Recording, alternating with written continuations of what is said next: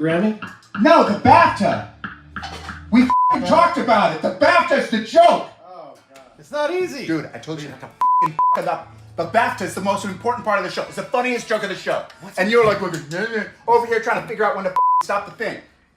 You ruined the show. Now I know this is rehearsal, but it's the same thing. If you don't bring that intensity to rehearsal, what the fuck? Nah. You're fired.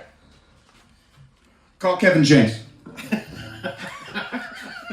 Call Kevin James! Kevin James! Don't bother. He didn't answer. I quit. Don't bother. No, call. Come on. Don't quit. Why? I started taking Wellbutrin again. Did you?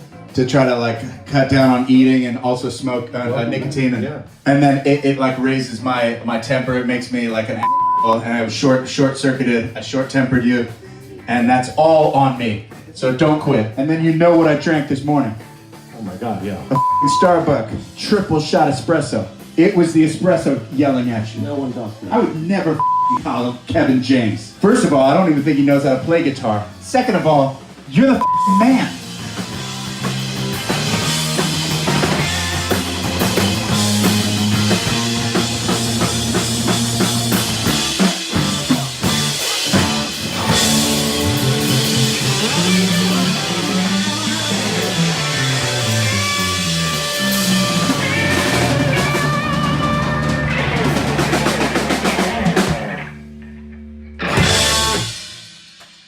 So here we are in the Tenacious D rehearsal / workshop space. This is where we rehearse for upcoming tours, and also where me and Kage make the magic happen, right on these two couches right here. The writing area. We sit here, we think of jams, we think of song titles, we think of lyrics, and we think of jams and big concepts.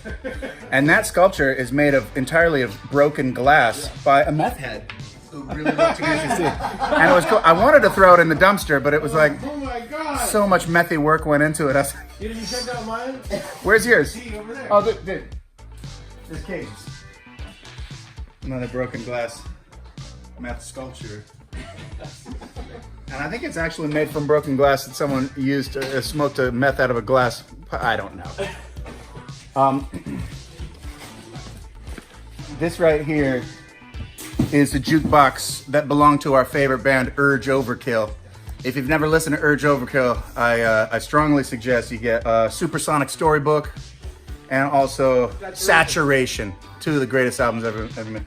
But this was their jukebox that they listened to and put all their favorite hits on and would listen to it for inspiration back in the day when they were writing their most powerful jams. This rehearsal space, when did we start? When did we first get this place? We rented it back in the 2009. Yeah. So we've had it for like 10 years. This is like the 10-year anniversary. And when we first got it, we were under the impression that it had been Jane's Addiction's rehearsal space for obvious reasons. It looks like a Jane's Addiction cover. And we went like 3 or 4 years before we found out, no, Jane's Addiction never even stepped foot in this dump. But we still love it, and so much magic has happened here that now it's the place that Tenacious D wrote all the jams and thought that Jane's Addiction had written jams, but they didn't. You know what's funny, Kage, that I was thinking? That Taylor would just come down and videotape our rehearsal, because we don't have time to do Jablinski games this week. And while we were rehearsing and playing, I was like, wait a second.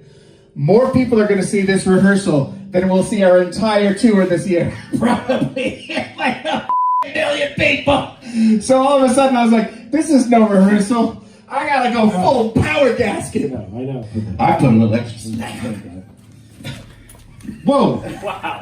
High kicks, yeah. All day long with high kicks.